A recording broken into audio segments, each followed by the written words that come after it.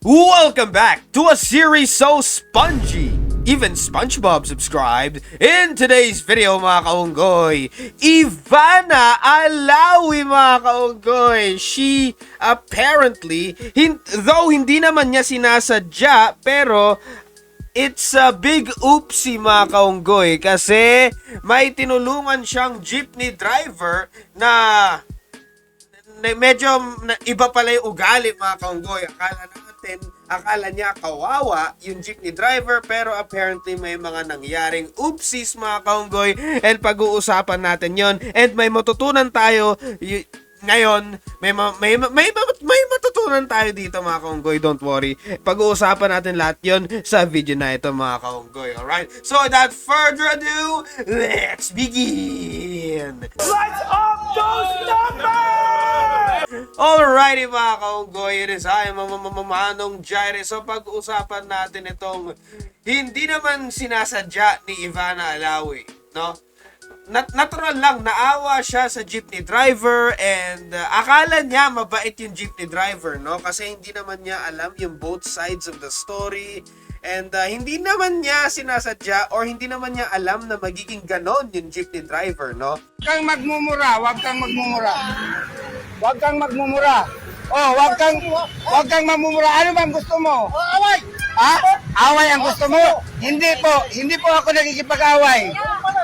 Mga kaunggoy, hindi naman niya alam na magiging suplado or yun sa, alam niyo yung jeepney driver na yun mga kaunggoy, pero apparently some shit happened. So apparently meron jeepney driver na may nabangga na ano ba to, van or motor? Van at motor ata mga kaunggoy, hindi ko alam. So dahil dito, may naka-video dun sa jeepney driver, and matanda yung jeepney driver, and medyo mahina na siya, no? Nakikita naman natin sa video na medyo mahina na yung jeepney driver na to mga kaunggoy. And yung mga netizens mga kaunggoy, yung mga people online, nakita yan, no? Nakita yan, and pinag-share nila, tapos may nangyaring GoFundMe mga kaunggoy, no? So may mga nag-donate kasi alam naman natin nakabangga yung jeepney driver, 'di ba? Parang kakasuhan ata siya kasi yun sa driving shit, no? Nakabangga, and may damages, no? So syempre may damages, and kailangan niyang bayaran yung damages na yun mga kaunggoy, kasi nga nakasira siya ng sasakyan and all this shit, 'di ba? Yun nga, so may crowdfunding na ginawa yung mga netizens. Nakaipon sila ng mga 200,000 pesos mga kaunggoy from various channels. Tapos meron isang malupit na nangyari na nagbago sa buhay nitong jeepney driver na to, and siya po si Ivana Alawi mga kaunggoy. So kilala naman natin si Ivana Alawi. I don't need to introduce her to you guys. Kilala niyo na siya. If you know Ivana Alawi, alam nyo na siya. She's a very, very famous social media person at artista rin siya, mga kaunggoy, no? So, binisita niya itong jeepney driver, mga kaunggoy, and meron siyang video about this, and apparently may mga tao na ayaw dito kasi ano ba to? Poverty corn, no? Oh, poverty corn. Bakit mo pinagkakitaan yung charity, mga kaunggoy? Dapat wala kang pinagkakitaan dyan. Actually, parang bakit mo pinopost? 'Di ba may mga nagsasabi, bakit mo pinopost itong video na to? Bakit mo pinopost yung tulong mga kaunggoy? Actually, wala tong pinagkaiba sa mga ginagawa ni Mr. Beast mga kaunggoy. Kilala niyo si Mr. Beast, pero here's the thing. At least it's positive. At least positibo yung pinapakita nila. Baka nga may ma-inspire sa, 'di ba, yung poverty corn, 'di ba? Actually, hindi naman totally masama yung poverty corn. I mean, yes, malamang kikita sila doon sa poverty corn content na yon. Pero at the end of the day, whether you like it or not, whether, 'di ba, tumulong sila or hindi or blah blah blah, at the end of the day, tumulong pa rin sila. Whether naka-record or hindi. No, whether you hate it or you don't like it, mga kaunggoy, nakatulong pa rin sila. At least tumulong sila. And here's the thing, no? pag napanood ng mga ibang tao yan, yung poverty corn na yan, di ba? Pag napanood nila yan, may inspire sila, tumulong din. May inspire sila. Because here's the thing, pinapanood ko si Mr. Beast sa mga poverty corn niya noon, di ba? Yung mga nagdo-donate siya ng mga ganito, ganyan. Here's the thing, naiiyak ako. Naiiyak ako na parang, alam mo yun, ang pakiramdam ko dun sa mga ganong klaseng content, yung mga poverty corn, ang pakiramdam ko sa mga ganon is bumabalik yung faith ko sa humanity. Bumabalik yung ano ko na, at may konting humanity pa rin na natitira sa Pilipinas, mga kaunggoy, or sa buong mundo.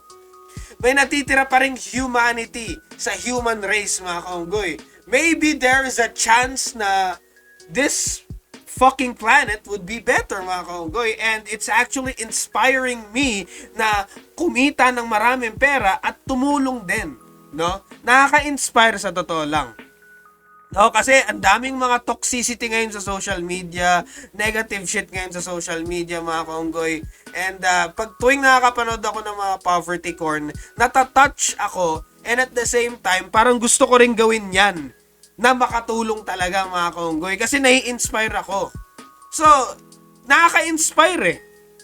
And I would assume na nakaka-inspire din ng ibang content creators, at yung mga content creators na yon may inspire, tutulong din sila until na gagawa din sila ng content, tapos yung content na yon may inspire din yung mga ibang tao, tapos tutulong yung ibang tao, tapos may inspire din, ganon. It's a cycle, it's a chain of events na it's actually good, mga kaunggoy. I would argue that poverty corn is actually good, mga kaunggoy.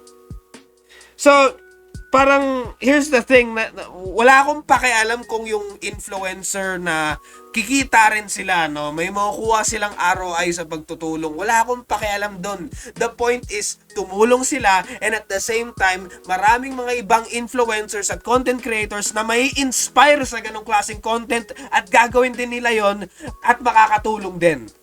So, yun yung point ko, mga kaunggoy. So, I don't give a fuck if that's parang, alam mo yun, I don't give a fuck if that's parang gumagamit ng tao, no, or whatever the fuck. At the end of the day, it's still good in my eyes, mga kaunggoy, alright? So, here's the thing. Balik po tayo. Gusto ko lang sabihin yun, mga kaunggoy, kasi ang daming nagsasabi na, poverty corn, pangit ang poverty corn. I don't give a fuck. At least it's good. At least you're doing good, mga kaunggoy. I don't give a fuck kung ano iniisip nyo. Pero here's the thing. Back sa jeepney driver, mga kaunggoy. So, here's the thing. Ayun nga, tinulungan ni Ivana Alawi, itong jeepney driver, na makagawa ng sarili niyang shop. Meron muna ako ditong 30,000 pesos para sa'yo to. At aside from doon, bibigyan kita ng tindahan na worth 50,000. Thank you, Lord. Thank you sa'yo, Ivana. Bibili ko talaga ng gamot to. Ng gamot niya. Nung una, nataka siya, buwanan. Ngayon, 3 times a day. Pag-uwi ko nga, inihipo ko agad yung ulo. Tindahan, mga kaunggoy, small shop, small store, mga kaunggoy. So, binigyan ni Ivana Alawi ng, 80,000? 80,000 ba to? Okay, 30,000 cash, tapos 50,000 store setup, mga kaunggoy. Totaling in 80,000 pesos, mga kaunggoy. Malaking pera din yan, mga kaunggoy, no? So, yun na yung charity ni Ivana Alawi, mga kaunggoy, no? So, tinulungan niya tong si tatay, itong jeepney driver.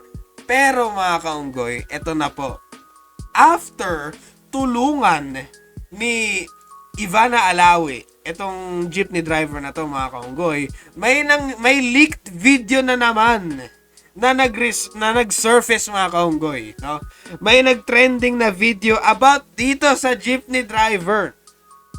Apparently, may nabangga na naman siya. I'm not sure if this is the same shit, only a different perspective, pero merong same shit na nangyari, mga kaunggoy, no? Na parang may nabangga ulit siya. Actually, nakabangga siya. Nakabangga ulit siya, tapos kinumpronta siya netong binanggaan niya, mga kaunggoy, and nakikita natin yung ugali ng jeepney driver, di ba? Minumura na, wala akong babayaran, wala akong pake, ganun, bla bla bla, mga kaunggoy.